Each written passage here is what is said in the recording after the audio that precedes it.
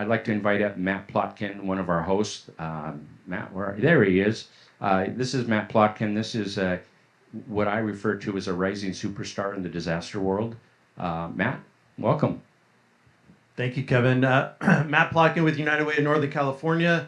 I'm the Director of Equity and Advocacy, and I also oversee our disaster services for our 9-county region, which is basically the size of Tennessee. And I think many of you can understand and appreciate what it is to work in the state of California. Most of us are regional as opposed to hyper-local. And to figure out how we do what we do with the resources available to us, we have to coordinate, we have to collaborate, we have to communicate and cooperate. And not only am I with United Way, I'm also the vice chair of the Butte Glen VOAD, which did not exist on November 8th, 2018, when the Camp Fire exploded upon Butte County and devastated the town of Paradise, as well as surrounding communities like Magalia and Polga and a few others. And on that day, I had no idea about acronyms that I would now understand and know and contribute to in some way. And it was a learning adventure for sure. And I would call out to you and lift up, if you do not have a VOAD in your community, in your county, do what you can to make sure that that stands up and before the disaster arrives to your county and your community, to try to figure out how to stand up a long-term recovery group as the disaster is still unfolding was words actually cannot describe what that was. But thankfully we had many people who were willing to contribute, and some of those folks are in the room, and I'm grateful to see their faces. And I got to meet this guy a few days into the whole process. All that said is I'm thrilled to have us here together today at this location, and Monday was wonderful. Sue Chi did a wonderful job of hosting us in San Jose, and then I'm looking forward to Friday being up in Redding, where we get to take this traveling band again. And before I hand over the mic, and I think it was Zach who said the person with the microphone has the power, so I still have it. Sorry if I'm taking us off course, but I want to check in with all of you and make sure that you have implemented or are aware of the 5 least dose steps. So I'm going to cover those with you all. And so number 1, get alerts to know what to do. If you do not have Code Red or something similar, find Theresa in the back there, and she'll help you get connected to Code Red or the state Shake app as well. Number 2, make a plan to protect your people. Number 3, pack a go bag with things you need. You'll be surprised what you might need, but one of those could be prescription medication. Number 4, build a stay box when you can't leave. And number 5, help friends and neighbors get ready. I think all of us can contribute in one way or another, or fulfill any of these 5 steps. If you have not, and all of us are people who are keenly aware of disasters that impact our communities, let's pretend we're on the airplane, we put the mask on first, right? If we're not putting on the mask first, we're not able to help others. So let's make sure we're following these 5 steps and being prepared ourselves as individuals before we go out and do the help of others. Thanks, Kevin. And I'll take these 2 things away. There you go. Appreciate that, Matt. Thank you so much. And it's so important to be prepared in all that we do. Good afternoon, everyone. How are y'all doing? Get you after lunch, after a couple speakers. So hopefully the energy's picking back up again. Just a little bit about myself. I'm Mary Jo Flynn Nevins, and I'm the Chief of Emergency Services for Sacramento County Office of Emergency Services. But I started my career a long time ago in government, not necessarily in emergency management. I used to do recreation administration. And in doing that, I became an over 20-year volunteer with the American Red Cross. When I moved into emergency management, I supervised a CERT team for about 7 years. And then Wisdom brought me community emergency response team. There was a virtual ring happening. And so when I moved back in my Wisdom to the Sacramento area from Southern California and kind of returned home, I got an opportunity to take those passions that I had as a volunteer and as somebody working with volunteers and to kind of make some changes in our office. And I'm happy to say in the last year, we were able to convert a position that was really just a contract position supervising the Medical Reserve Corps to a full-time position in our office doing volunteer program specialist work and coordinating the activities of our volunteer community in Sacramento County. So that was a huge achievement, but it's something I'm very passionate about and believe in completely because it's one thing to have advances in technology that we bring to an emergency operations center, EOC. No ringing? Or I spelled it out? Oh, I usually start presentations where I say I speak acronym in an emergency management dialect.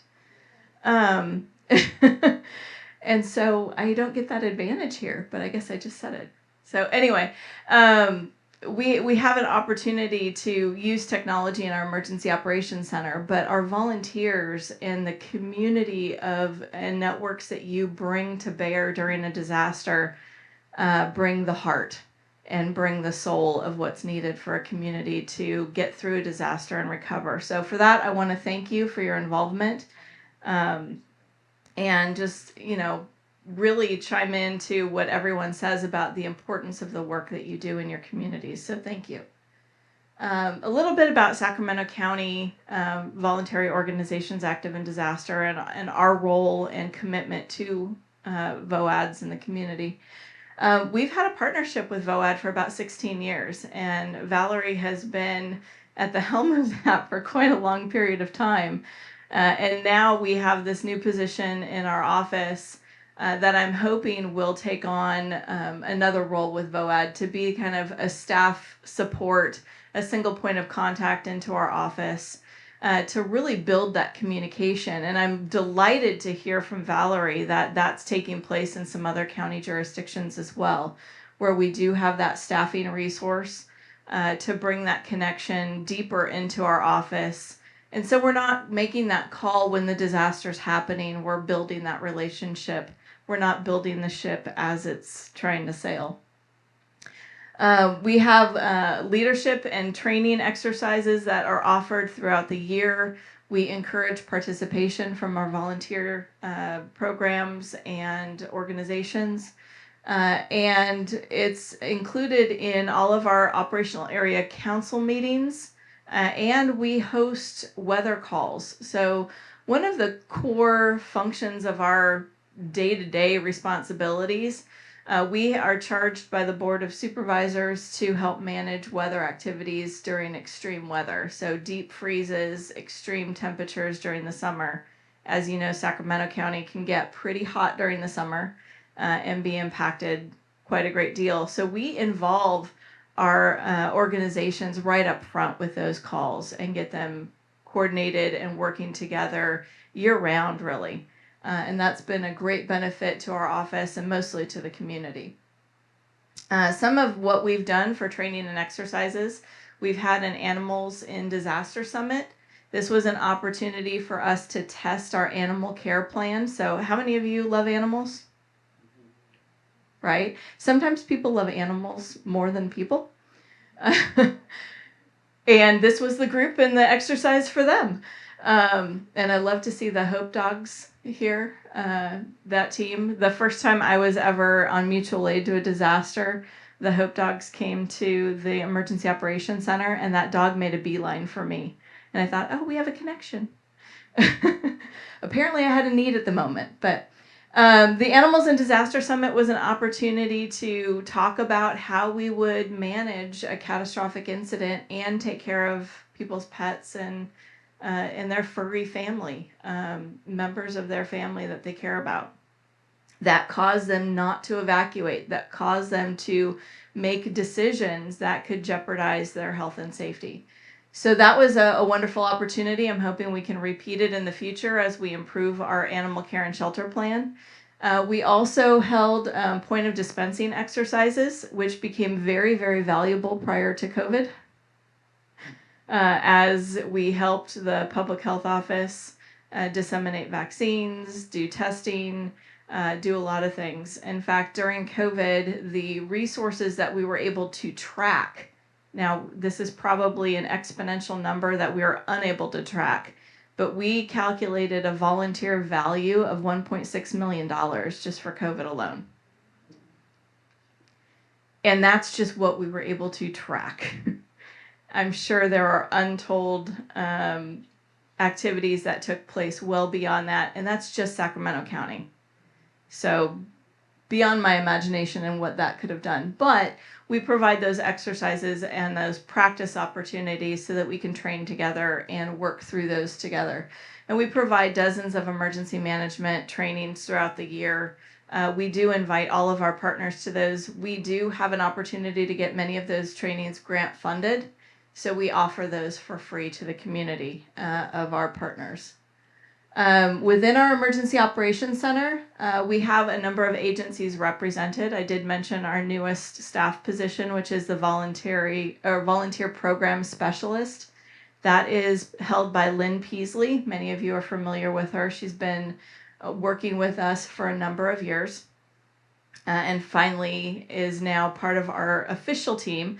I call her the longest employed new hire.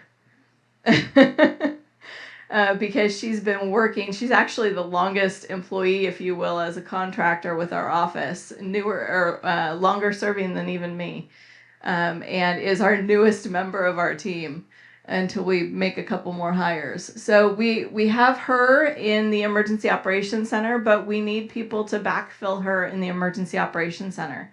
We've worked with Hands on Sacramento, we've worked with Valerie when she was in that role. And we've brought in volunteers to help fill that position in the Emergency Operations Center, which becomes a critical point of connection to join those needs from the community with the resources that can be given out. And so we've had folks in the EOC for really long periods of time doing 12-hour shifts side by side our staff. I am clicking and it's not clicking forward. Go ahead. Still not. There we go. So this is the 22-23 winter storms and some of the organizations that participated to assist us. 211 American Red Cross, California Southern Baptist Relief, Northern Valley Animal Disaster Group, ORS, which is a sheriff radio, amateur radio program, Sacramento CERT, Sacramento Food Bank and Family Services, Sacramento Medical Reserve Corps, Sacramento Metro CERT, and Sacramento SPCA. Is that about $100 now? So we couldn't have done and gotten through those storm disasters without that assistance. There were significant needs in the community. One of my first memorable events as I was beginning my career as an emergency manager was walking into a local assistance center and just seeing tables and rows filled of individuals volunteering their time to help their community. And these folks came in and helped out our local assistance center for the storms. They helped in many different ways. And were really valuable to us recovering in a quick manner. Some of their activities, so we've had, folks taking care of trees and chopping up things. We had that massive wind event that happened during the storms that knocked down more trees than we've ever counted. We had the Disaster Recovery Center. A lot of volunteers from the Community Emergency Response Team are trained by SMUD to monitor power lines that are down, and that frees up resources for the first responders who would otherwise have to sit and make sure cars don't cross the power lines while they're still charged and active until those can be taken care of. So a number of volunteers were helping in that capacity. We had feeding services happening.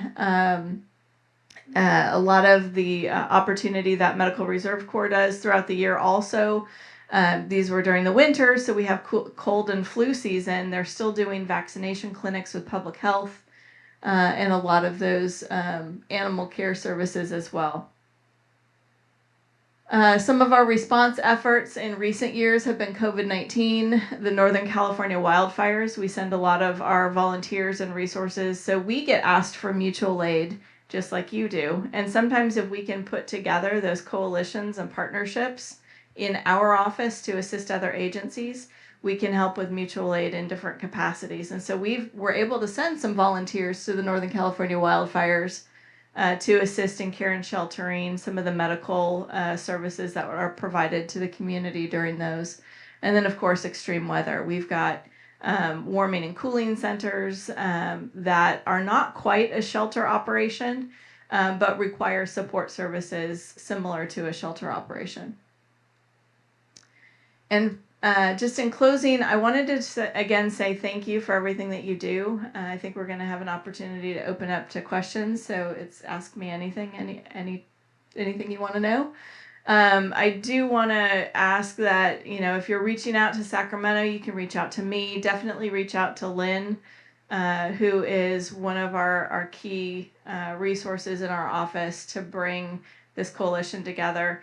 We're hoping to advance some new technology and signing up our partners online and making sure our network of individuals is well represented. We're wanting to grow VOAD in Sacramento County. And so where we can identify additional partnerships to bring to bear, we're willing and wanting to do that. So with that, I just wanted to say thank you. Thank you for what you do. Thank you, Mary Jo. Any questions for Mary Jo? We don't want to bypass an opportunity. You all, most of you that are in Sacramento, if you don't know Mary Jo, you need to get to know her and be a part of the plan. So we're going to deviate just a little bit. So Barbara, Mark, if you'd sit tight just for a minute, we're not going to skip over you. We're going to give you plenty of time. But Mary Jo did the very kind way of bringing forth Hope Animal. And I am going to introduce you to what's become a very good friend of mine, and her master too. But this is Lee and Minnie, and we're going to give them a chance to say hello. But we get the chance to work with Minnie quite frequently in Northern California. And so now we get to let Lee share with you all about her.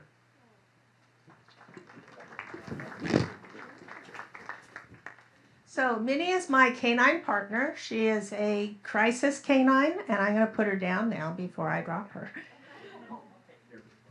I have to give her to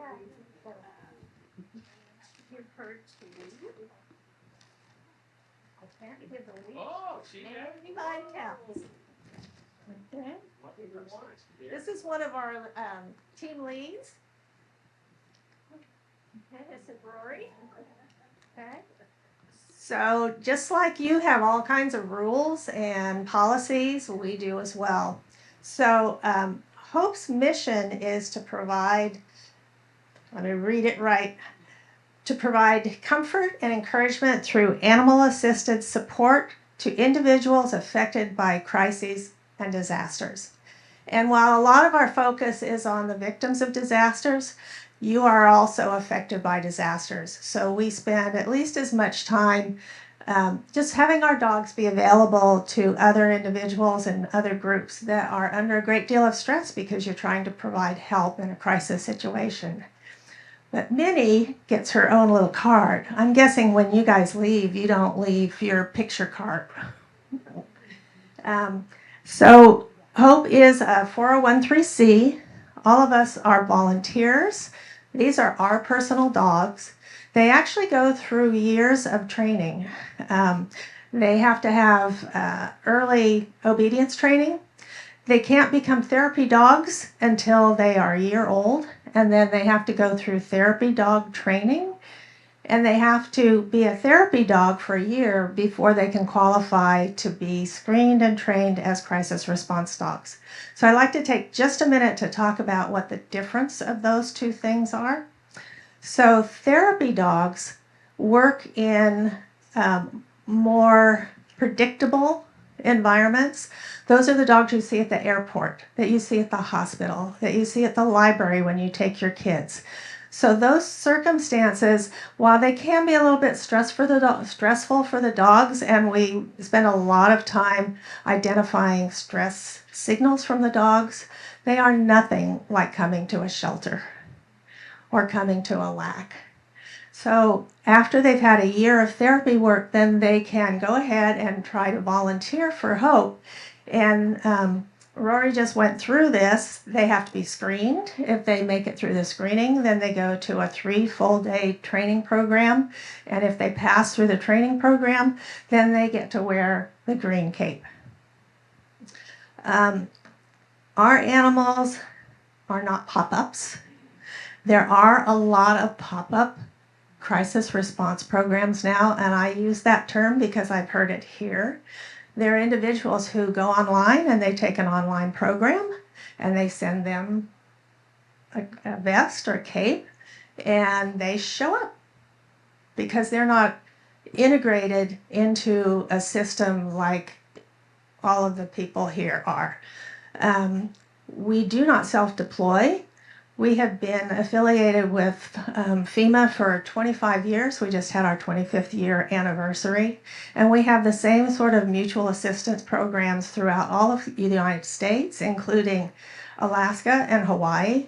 Hawaii is difficult because we can't take our dogs on an instant deployment. We also go up throughout Canada now. And we have an alert band.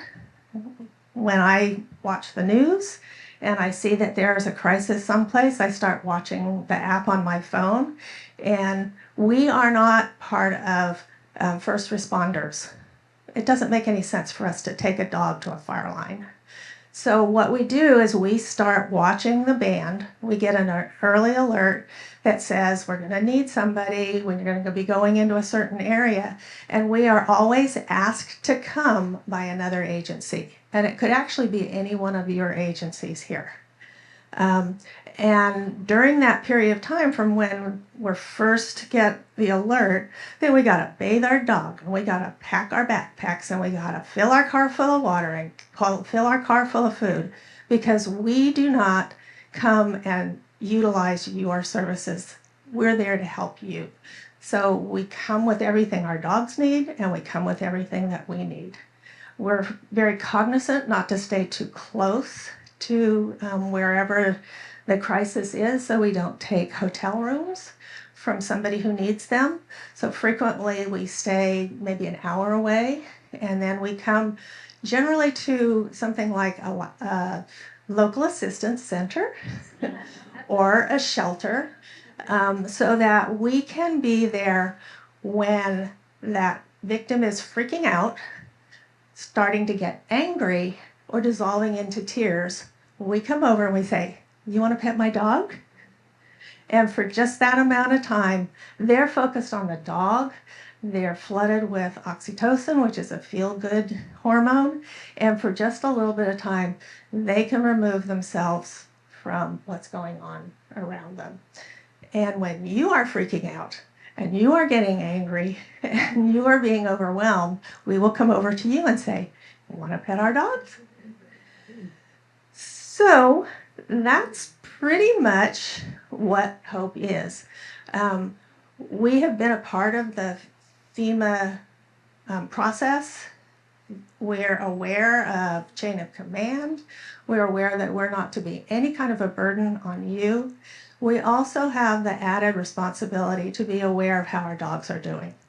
So when our dogs are overwhelmed, freaking out, just need a break, we will just step back for a while. And we always are responsible for our own dogs. I can't even give Kevin the leash. Okay. The most important thing that I would say is our organization took a terrible, terrible hit during the COVID years because dogs don't have as long a lifespan. And so many of our dogs passed or aged out. And so we are really in the system right now trying to rebuild because we can't take a puppy. We can't take a year-old dog. We have to have a dog that's already been a therapy dog. So we are working through that system right now.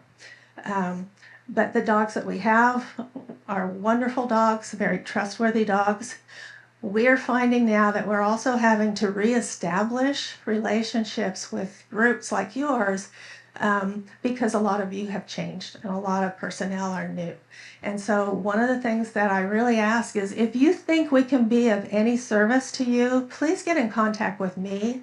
I am the Northern California Area Coordinator for HOPE now, and setting up things like MOUs.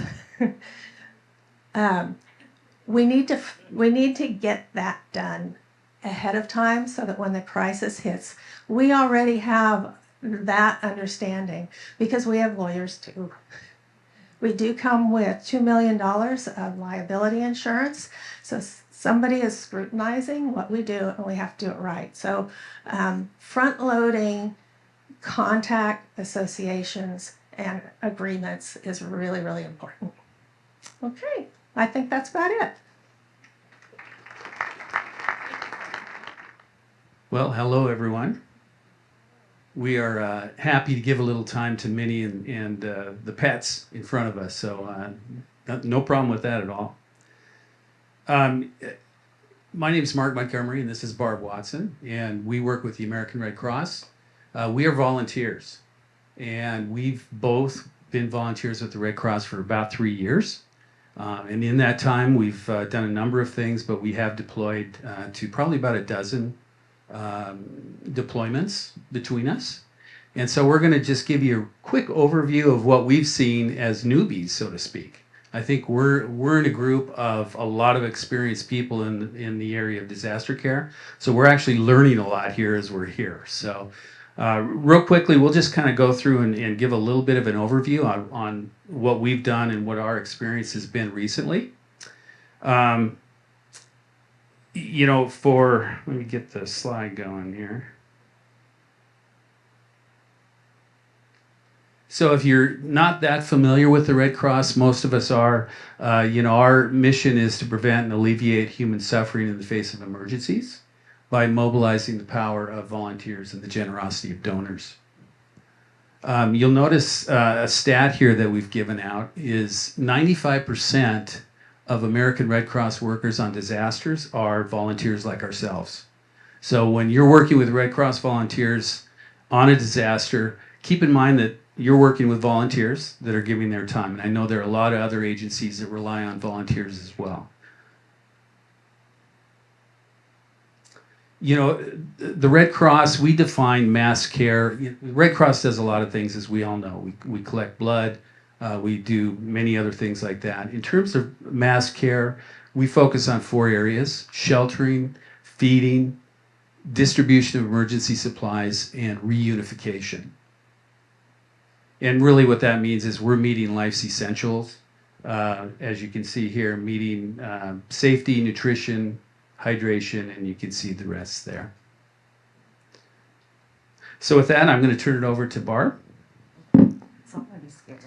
And Barb will kind of talk through a little bit of the sheltering, a little more detail on what the Red Cross does, and a little bit more of our personal experience recently. So will you do this, please? Okay. So hi, everybody. I'm not good at speaking publicly, so bear with me. As far as sheltering goes, let's see. Can we get the next one? That's okay. So lots of different things we do with mass care is we go out before we do in Blue Skies. We go out and inspect different buildings to see if they meet our needs, and we do up contracts with them so that when there is a disaster, we know where we can open up a shelter, what size, and what kind of amenities they can provide for us. We also are looking the assessments of material needs. We look at whether we need wheelchairs, ramps, any kind of medical equipment that the clients might need once they're evacuated to us. And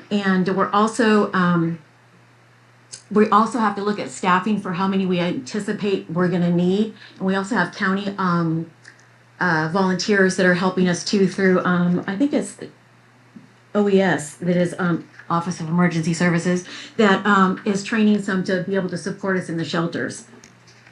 And so I was just deployed back to Florida for Hurricane Milton, and they had, do I need to do that? So then they was going to make my shelter a mega shelter. And so the state had rented a facility. They had 750 cots. They laid it out a certain way. And once the people started coming in, they decided it wasn't an appropriate setup. So they went ahead and moved it around. So if we can do that. So it's set up like that originally. And they decided that it wasn't good for the weather and for privacy and different types of clients that we'd be having. So the state brought in a contractor that built like tents inside of this huge warehouse. The warehouse was 13 acres. And so if we do the next slide, I think we have the bubbles in there. So they built up tents, and each of the tents could hold about 100 people. So we could break it up by families and females, males, medical tents, and an isolation tent. And we also had a separate tent that was for feeding. So talk about collaborating. You're talking with the state, you're talking with the Emergency Operations Center, and local contractors that they had to contract with in order to get these up. They were able to bring those up within 24 hours. So the clients had more privacy, and they had the air conditioning in there that they needed instead of the humidity in there. So let me see what else. So it looked a lot better. They had more privacy. And then I think the next slide is the dining area. They had a contractor bring in food 3 meals a day, and they had to travel 3 hours a day each way to bring the food for the meals. But they did it much better because it was in a warehouse with all the doors, so they were able to shut the doors and make it more weather appropriate for everybody. Let me see. Oh, so we had visitors, and we talked about Minnie coming and visiting. Well, we had a local lady that brought in her parrot. And we take it out to the clients and to the staff, and very friendly. And we also had the mayor come in and visit us. So not just our local agencies, but people in the community know how to come in and help out too. So I think that that's about it for me. Mark? So I'll quickly just share a couple of slides about distribution of emergency supplies, DES. I'll quickly talk about distribution of emergency supplies, and this is a little bit closer to home. I did deploy to Florida as well, but my experience here is really closer to where we're at now, Northern California and also in Monterey. But essentially what the Red Cross does is we will partner with folks to be able to provide essentially fire kits and flood kits to people in disaster areas. And as you can see, they will include things like sterilizing agents, shovels, rakes, sifters, etc. This is an example of one a couple of years ago. This is actually in Northern California, the Yeti complex fire. And as you can see, what we have here is a Penske truck.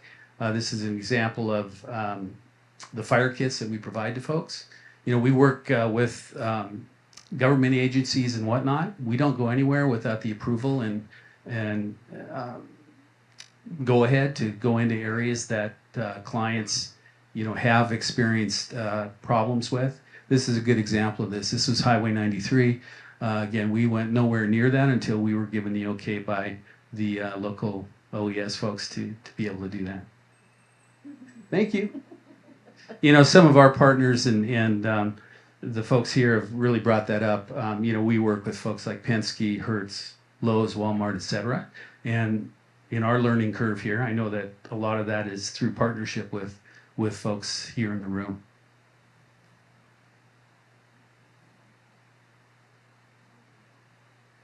A little bit more of this. There's actually a client. I think we did get his approval to put him on the slide here.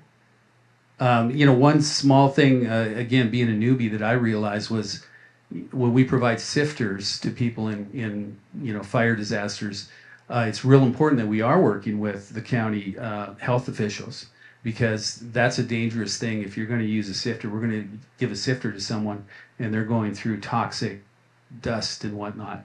So what we did was we actually set up with the county health department in this county and provided this type of equipment once they checked in with the county health folks right next to us. This is down in Monterey area, actually Watsonville. And so this is part of the atmospheric river. We heard that a little bit earlier today, I think. There were a couple of slides shared there. This is a PODS, so add another $1. Points of distribution. So again, we will show up and we'll provide flood kits in this case, which is what these are here. They went quickly. We were there for 2 or 3 days. This is in the town of Pajaro, which is actually the flooded river that went through there. Watsonville sits on the higher side of the river. Pajaro, where a lot of the field workers lived, that's the side that really got flooded. So that's where we set up with the help of the community there.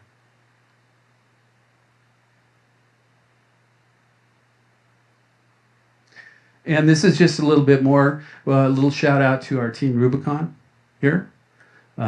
This was in Sacramento where Team Rubicon comes in. This is an example of that partnership that we all experience in these disasters. And there they are, bringing out their chainsaws and moving out the trees. The last piece that we consider mass care is reunification. We don't have, either of us have much experience in that, but really what that involves here is the Red Cross reconnects families, across the state, across the country, and overseas. That's a big deal for us.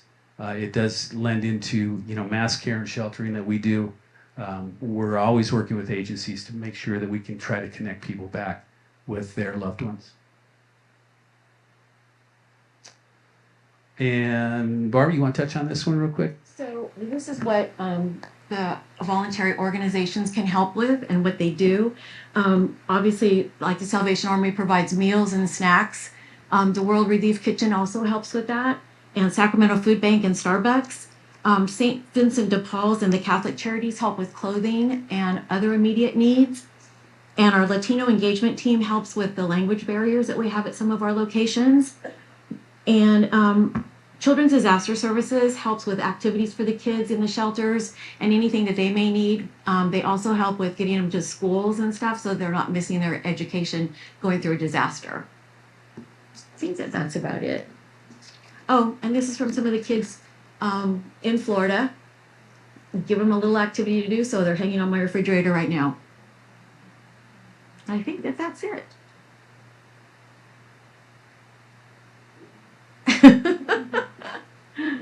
I think it is.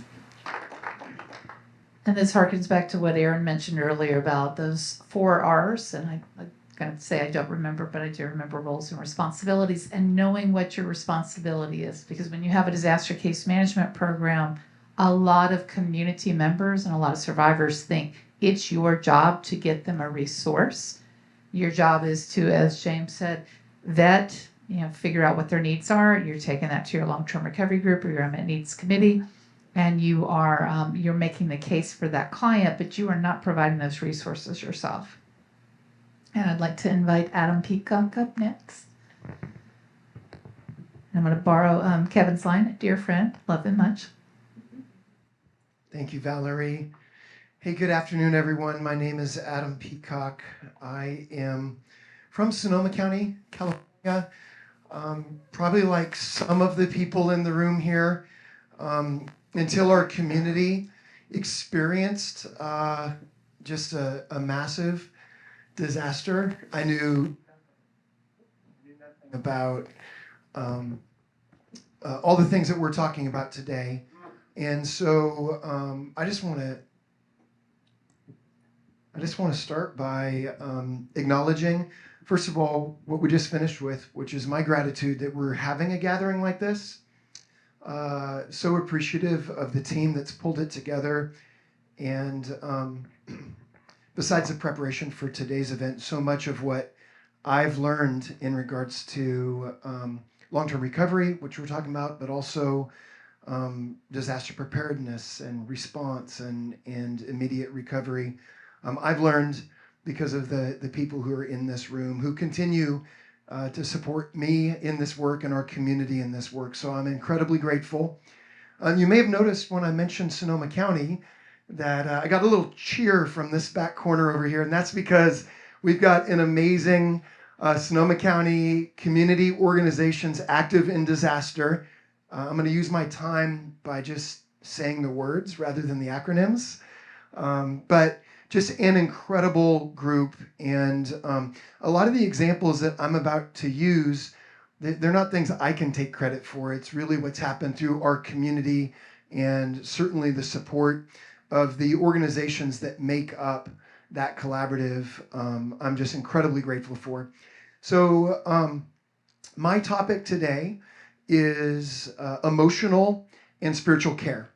And as Bruce was going through the National Voluntary Organizations Active in Disaster Handbook, looking at long-term recovery, emotional and spiritual care is recommended as a committee, a group that can offer to disaster survivors help in emotional and spiritual care. And so I want to talk about that, but I really want to just remove the walls of looking at that in a definitive way. I'm going to talk more descriptively today, if that's okay, when we look at that. And so when you hear emotional and spiritual care, one, I want you to think holistically. So certainly emotional health is part of that, and it's in the name. And we talk about spiritual care, spiritual health, and for many that would also reflect their religious tradition and, you know, kind of their spiritual beliefs. That would be part of that as well. But it includes mental health. It includes relational health.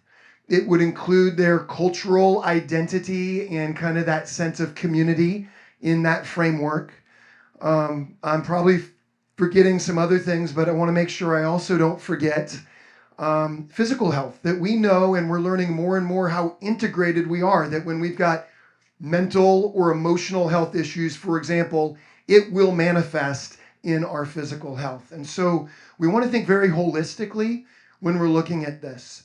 And then secondly, I really believe that even though I'm talking in the framework of long-term recovery, that emotional and spiritual care is something, especially if you're just getting started, that you need to think about in the entire spectrum, the entire cycle of disaster preparedness and response and recovery, that this should really be something that is always being thought about. And so my goal is to bring that home in this way. There's two key things I'm hoping will happen today when you're thinking about emotional and spiritual care. Firstly, that you will not think about it as a committee, though having a committee, our Sonoma County Community Organizations Active in Disaster have an emotional spiritual care committee. I am part of that. We have a long-term recovery committee. I am part of that. But that we don't think of it as a committee, we think of it as a commitment. And we've learned since 2017, when we had the Tubbs and Nuns fire eliminate 5% of our housing in a single night, almost 6,000 homes destroyed through that disaster, all the way to now with the, over 7 or 8 disasters that have been declared in our county, that we need a commitment to this. And so one of the ways that's been expressed in Sonoma County is we've added a 5th C. Now, that's not to diminish the great importance of communication and coordination and cooperation and collaboration, but that talks about what we do, and we felt it was also important to talk about how we do it. And so we have officially added compassion as a 5th C to what we do, because we don't just want to do those things, we want to do them in a way that puts the focus, the center on the disaster survivor, on the people that we are coming alongside. And so this work, you can hear my passion. It's so important. And so, again, I want to challenge you. Yes, form a committee, but make this a commitment of the whole of what you do. Let it be woven into all of your activities. The second thing is that we understand that this is not just an action, but when we're looking at emotional and spiritual care, it can also be a doorway into a whole community of amazing potential partners for your preparation and your recovery and your long-term recovery. And I'm speaking of your congregations, your houses of worship, and your faith-based service organizations. This is often an area where on a regular basis, they're not only meeting practical needs, but they're offering some of the very things that you want to offer over a longer period of time. And so by forming this committee, by emphasizing this type of work, you can really build your coalition, which is so important in terms of the work that you're going to do. So with that, I'm going to offer a single sentence description, not a definition, a single sentence description of emotional and spiritual care that we will quickly go through. And that description is this. That sentence is this: emotional and spiritual care is compassionate, practical, consistent presence. Compassionate, practical, consistent presence. This is our next slide. And there we go. And I'm going to ask your help because it's late in the day and you've already hit your quotient probably of information. And so we're going to go through each of those 4 words, and we're going to do a 4, 3, 2, 1. So I need someone who's going to be my 4 person. Who's my 4 person? Come on. I won't take too long. Number 4. All right. Thank you, Jeanette. I need a 3 person. There's my 3 person. Thank you, because I don't want to forget anything. 2. Who's my 2 person? There's my 2. Who's my 1 person? All right. Thank you so much. All right. So the first point is compassionate. And Jeanette, thank you. You're my 4 person. And you know these things well with Sonoma County. So I want to give you 4 examples of what we mean by compassionate. And we're going to be talking about this again, not only in long-term recovery, but the entire spectrum. So when a disaster strikes a community, there's a lot of people who are having maybe one of the most traumatic, most overwhelming, worst days of their life.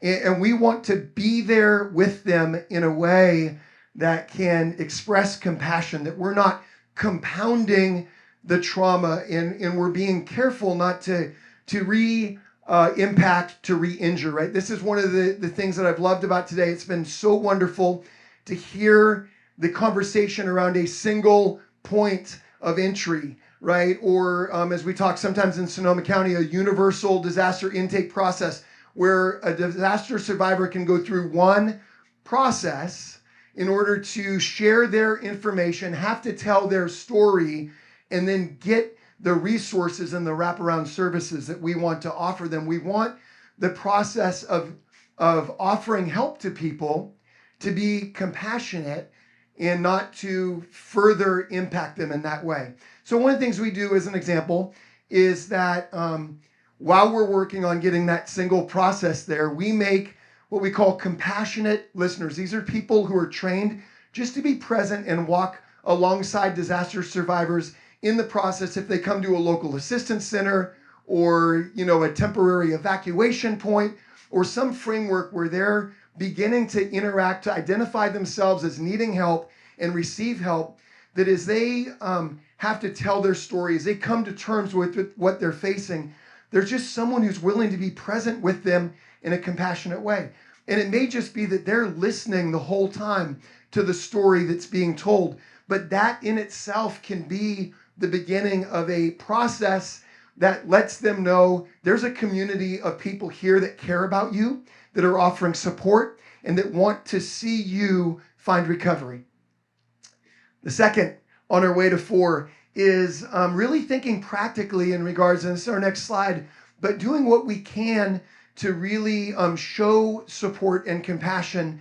So for example, you may have a gathering at a particular area or based on the community impacted by the disaster, that represents a particular ethnic group or a religious group or other type of background, and you got an opportunity to offer them a meal, we've seen communities come together in a way where they can offer a meal that's got kind of culturally appreciated, appropriate food to help those disaster survivors. And just the fact that we're not just giving you a meal, but we're mindful to offer something that's appropriate, that's appreciated, that's comfortable for you, that can be a very important example of this. In Sonoma County, we've developed a simple card that has 5 points. It's like a de-stressing card that when someone recognizes, hey, I'm going through this again, I got to do another interview, I've got to have this conversation, I'm going for that resource, they can keep that card with them, and it's a simple process that just allows them to slow down. You notice how passionate I am, but how fast I'm talking, and it's like, okay, Adam, just take a break. You're a little worked up here. We got time. Let's just get those feet flat on the ground. Let's just take a deep breath in, a deep breath out. And then, these are very practical ways that we can come alongside from the very beginning and express compassion. So I said 4. The last thing that I want to say, and this goes towards the very beginning of the long-term recovery process, and I'm just going to use an example from Sonoma County. The numbers are actually higher, but I'd rather not exaggerate. But we were able to provide, as an expression of emotional and spiritual care, accompaniment for over 3,000 disaster survivors or households in personal property recovery, right? Sometimes it's referred to as sifting.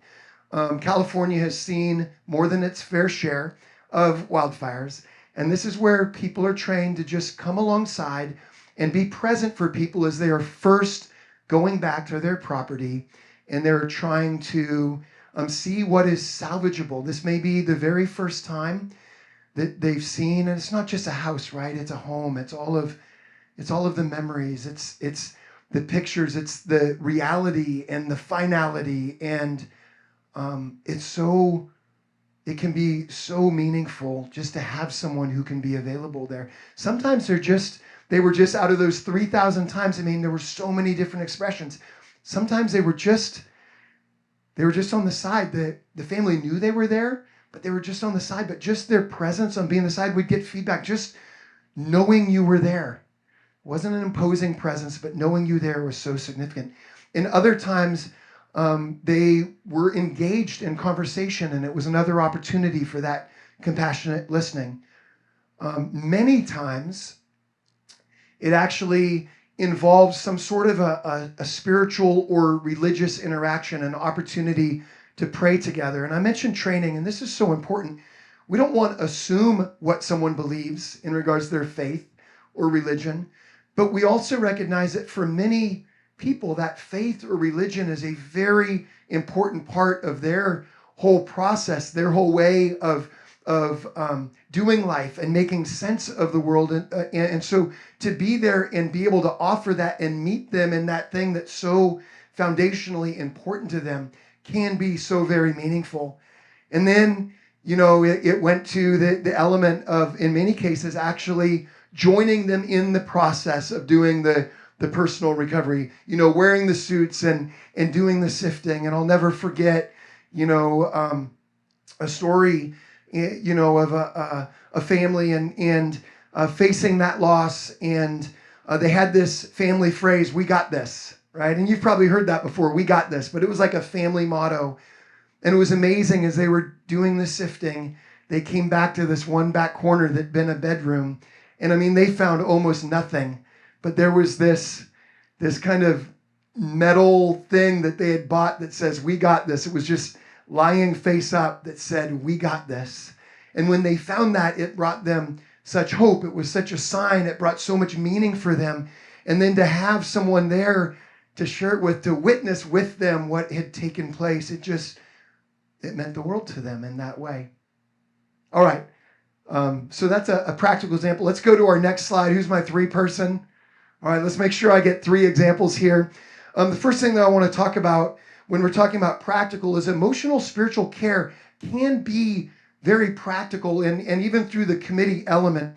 So one thing is just, as a committee, you're a connection not only to the disaster survivors, but to the group of organizations that are involved. So we should be at practical as our next one that we're talking about.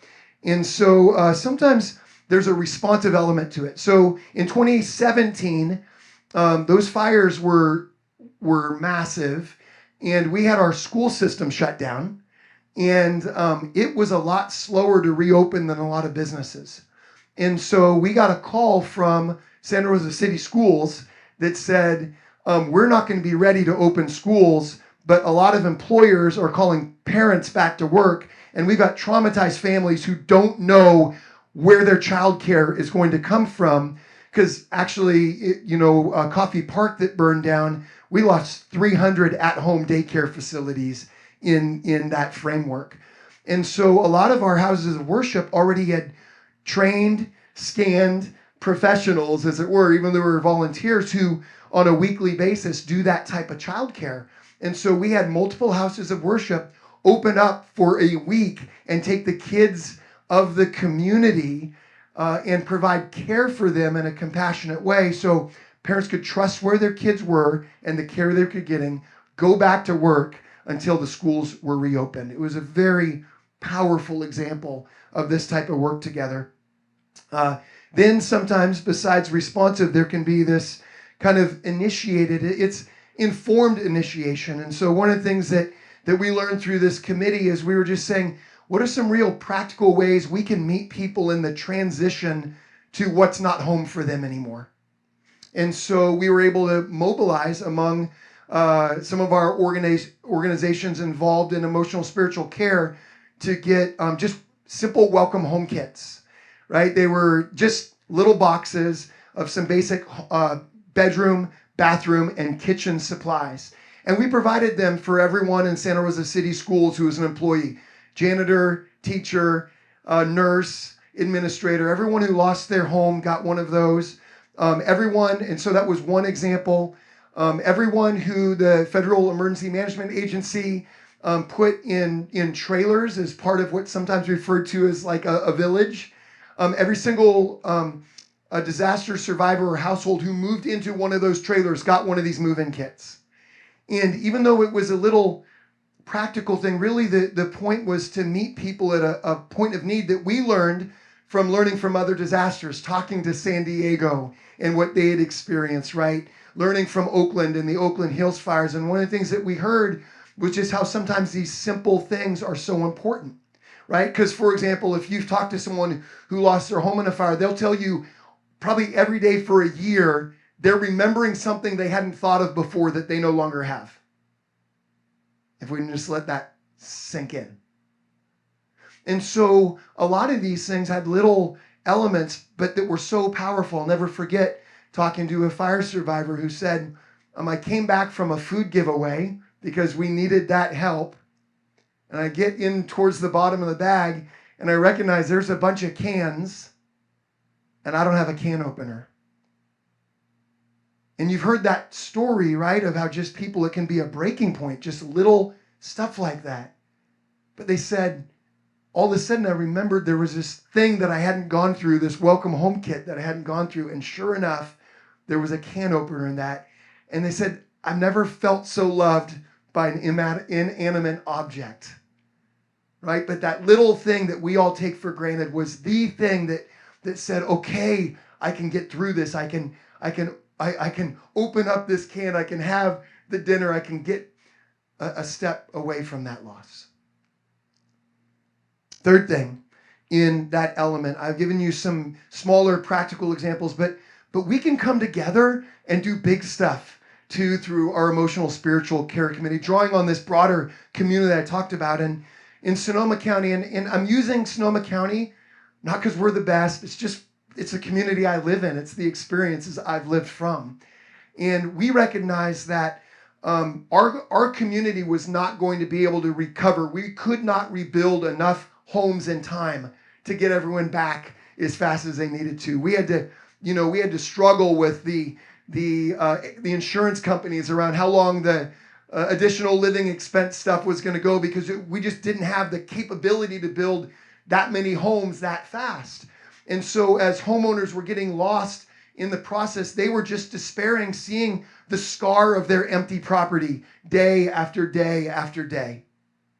And so we began to think about the fact, what if we could just build some sheds, just a small structure that could host maybe some materials. Maybe for some people it was just a lawn chair when they could go and sit on their property. For others, maybe it was a lawn mower, so they could mow the grass of where they were. Whatever it was, if we could just build that shed, and it's not just it would practical do that, but it's just this hope, like, I see a structure, I see a future, there's something coming. And we were able to get 120 faith-based organizations, congregations, houses of worship, faith-based service organizations together, and on a single day, we built 100 of them. Over 1,100 volunteers. It was absolutely amazing. And in a day, from nothing, you saw all these sheds built and then begin to be delivered. And the homeowners had an opportunity. It was just an invitation. It wasn't required for participation, but if they wanted, they could come and meet the people who were building the shed for them. And we asked each team that was building the shed, would you take a moment and just write some words of encouragement on that shed? So they don't just get the practical structure, but they get the message. This is care. This is compassion. We are with you. You're not forgotten. Yes, it's a long process, and we're with you to the end. I'll never forget the story of a woman who had lost her home, and her profession was as a hairdresser, a beautician. And when she went to see the group that built her shed for her property, she saw one of her clients who had just spent the day building the shed for her, and they just fell into each other's arms and wept. Friends, these I know are like just meaningful, feel-good stories, but they belong in every one of our responses. If we will keep compassion and the disaster survivors at the center, we can do this in amazing ways. All right, that's 3. I'm down to 2. I'm almost out of time probably, right? All right, do I have a couple minutes? All right, here we go. Consistent. Guys, we can build a shed in the day. We cannot build a home in a day. And this is a great chance. I know I'm not the first, and I probably won't be the last. They're not the only organization who has done this, but they're one of the few who still are doing this, Hope Crisis Response Network, where we have volunteer rebuilds, where those who lose their home in California, most often recently it's been through fires, where those who are catastrophically underinsured or not insured at all have a chance to not to have to move.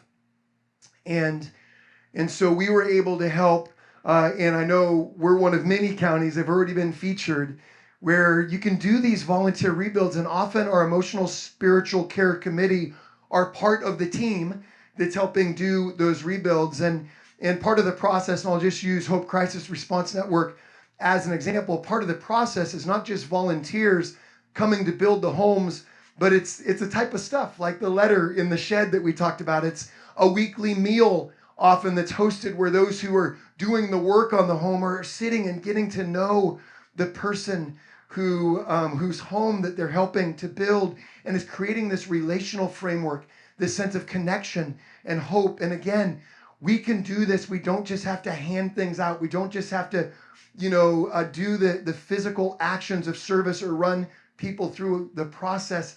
We can connect with people. We can support people. We can let them know there's a community that cares and that wants to be there to bolster their emotional health, their mental health, to meet them in their place of faith, and to support them in their experience or expression of culture. And so we were grateful to be able to have those volunteer rebuilds. It was very hard and difficult in our community to do it, but I really believe that in our circumstances, that the families who got the volunteer rebuilds probably wouldn't have been able to stay in our community if we weren't there to do that in that way. And I'm so grateful that those who wanted to stay had an opportunity to stay. The second element of that, back to the small, is I mentioned that we had our trailers at the Sonoma County Fairgrounds. These were the Federal Emergency Management Agency, people who were in the trailers waiting that 18 months of service. And one of the things we recognized right away is that those trailers were really rough to be in for 18 months. One of the things that we heard was that, man, this isn't even big enough to have a family meal. The weather's bad, but I can't even host family or friends. And it's not that they weren't grateful for the help that they got, but it's that element that it was just tough. And early on through the delivery of the home kits, we heard, because they were new, man, the water tastes bad. It tastes like I'm coming out of a hose, right? And so we began and said, hey, let's keep connection so we can check in on them. We can hear their stories. We can journey with them. Let's keep connection by bringing a case of water to every trailer every week. And so every weekend through our congregations and houses of worship for 18 months, every weekend, every trailer got a knock on the door and got a, hey, would you like some water? And it was this opportunity to accompany them in our journey. We developed a great relationship with the disaster case management program. So our emotional spiritual care committee and our disaster case management program were working hand in hand to make sure that even, our most challenging cases got this sense that they weren't just a number, they weren't just a case, they were people who their names were known, their stories were known. There was someone who offered to pray with them if they wanted that as they had the job interview or were applying to get into this particular apartment complex. And at the end of that program, it was in the relationship between those who had been delivering water and the disaster case managers, the trust that we had built, that we were able to lobby together with the state, with the county, with the city of Santa Rosa, with the United States to get an extension, a last minute extension, so that our last 5 toughest situations didn't get thrown on the street with nowhere to go. And we were able to close every case and make sure that all of those in that situation felt supported from beginning to end to what was next for them. Which brings me, because I'm done with time, to my last slide, presence. Who's my one person? Come on, you've done a great job today, by the way. Thank you for just documenting this. And it's this simple one thing. Emotional spiritual care is our chance to tell disaster survivors this one thing. You are not alone. Thank you.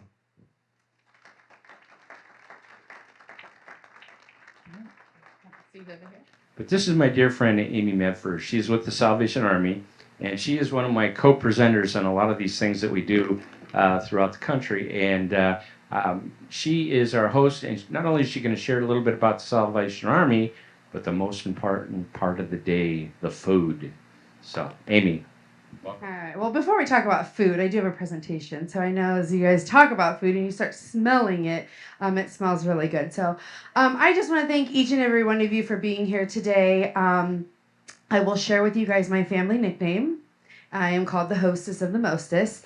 And I absolutely love hosting. So I will have Thanksgiving, I have Christmas, I throw birthday parties for the neighbors. So when I told my husband I was hosting, he was so excited to know nobody was coming to our house.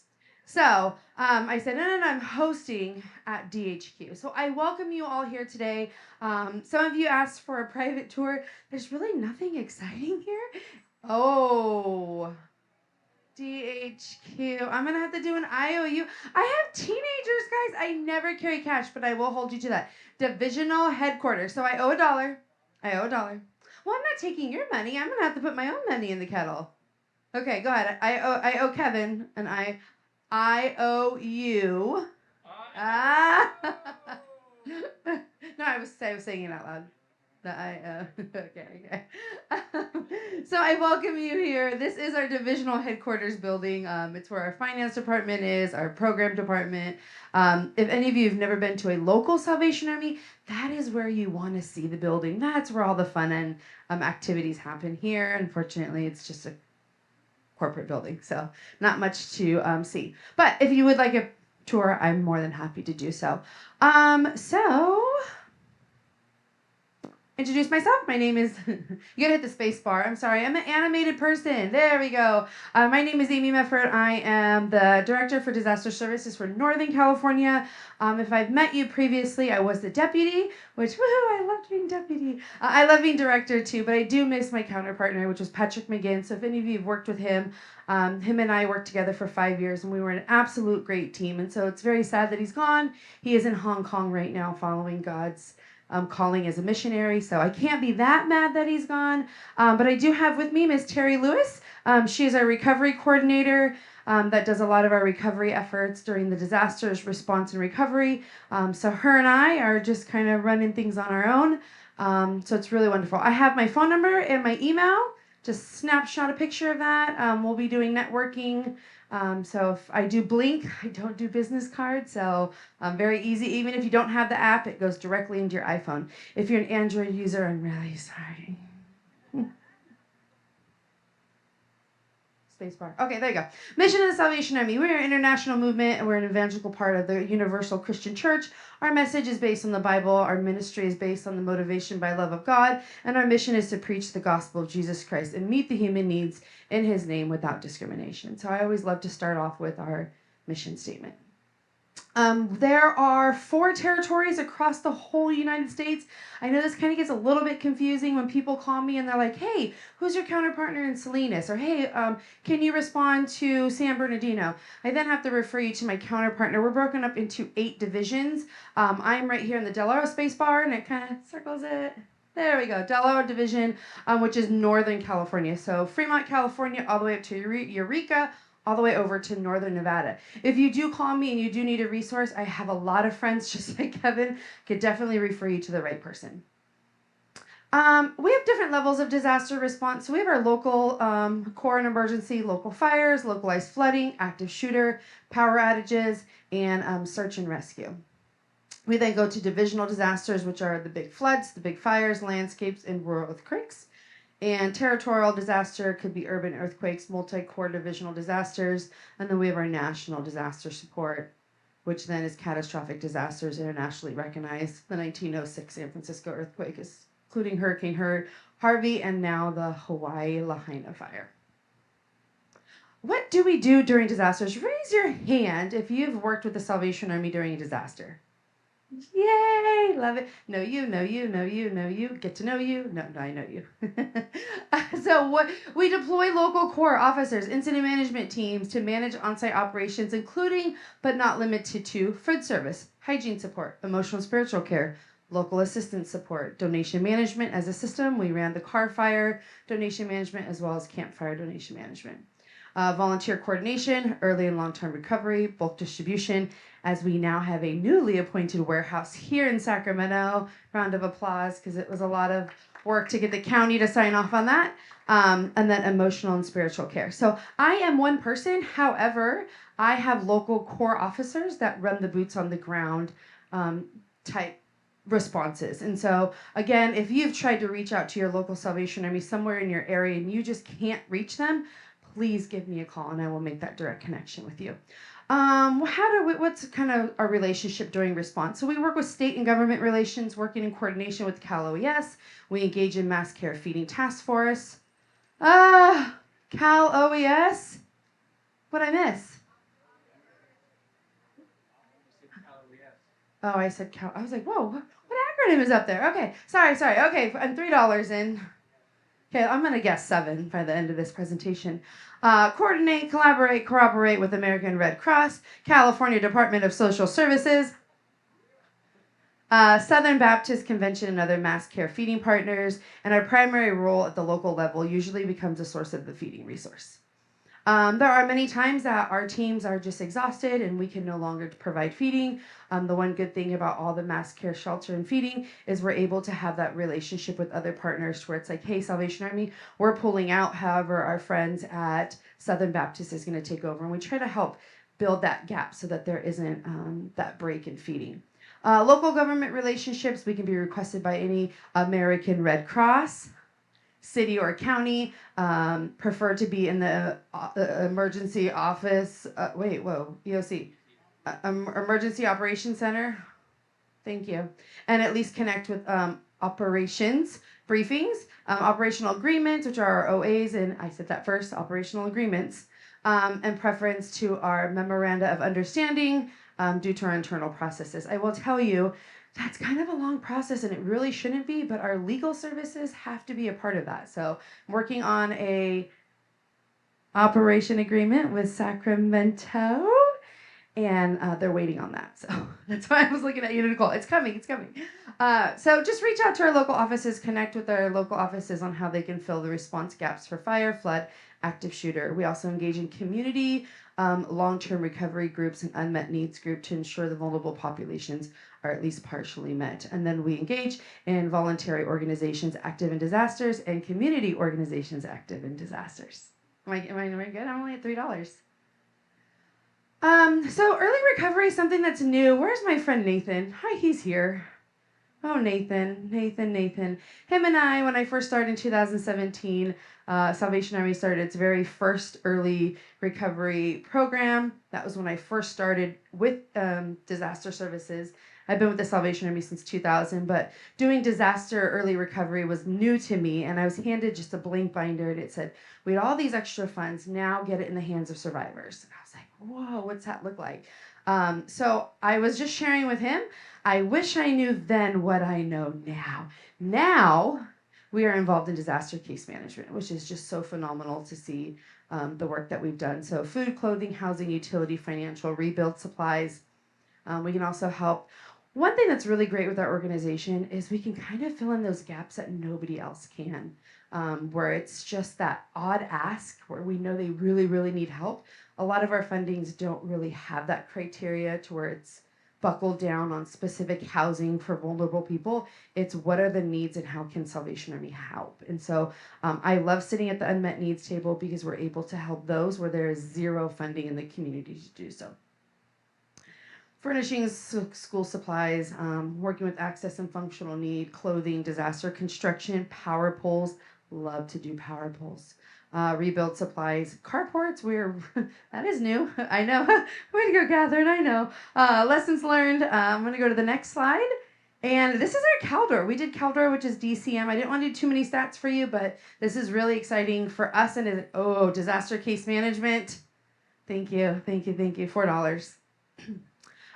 We were able, from July 2022 to August 2024, help 93 households and over 331 individuals with complex disaster case management resources, where there was very little resources in the community, but a few agencies. And so Ms. Terry Lewis here was part of that. And as you can see, it is highlighted at the top that data is not completed because we are awaiting our final carports. We are installing 8 carports over some trailers for people that have no means to rebuild, will have zero means to rebuild, will not be rebuilding. And we've done a lot of RV repairs, so being able to give them a carport to help the longevity. Oh, wow. I thought it was just disaster acronyms. Okay. No, he's good. He's holding me to it. Yeah, I am, absolutely. And so it's really wonderful. $1.8 million has went out into that community of El Dorado. So pretty amazing. Our carports we have the first 2 built, and we have just a few more to go. We are really pushing to get them up before the winter storm, because as you know, winter storms on top of a carport does a lot of damage. So pretty wonderful. We've never done carports, is why Catherine laughed, because it has been a challenge. Would I do it again? Absolutely, in a heartbeat, now that we know what we're doing. So I would like to end, and I was talking really fast because I want to be able to get to this video. And so this is one of our client stories that I would like to share with you before lunch, before we hit play, because as soon as the video is over, I'm going to give you guys instructions for lunch so that as soon as the video is over, you guys can go. Thank you all. Looking forward to networking with you all this afternoon. On Sunday when we went to church, we noticed that it was really, really smoky. And we went down. We couldn't even really breathe inside the car. I have 6 kids, and so I just prayed to God. I said, Lord, I hope I can, get out of here with my family. I wasn't really sure until, next morning, I believe, was looking at the news and they said, yeah, Grizzly Flats was gone. When that, hit us, yeah, we were stunned, I guess, shocked. I was underinsured, so I wasn't really sure, about the money issue.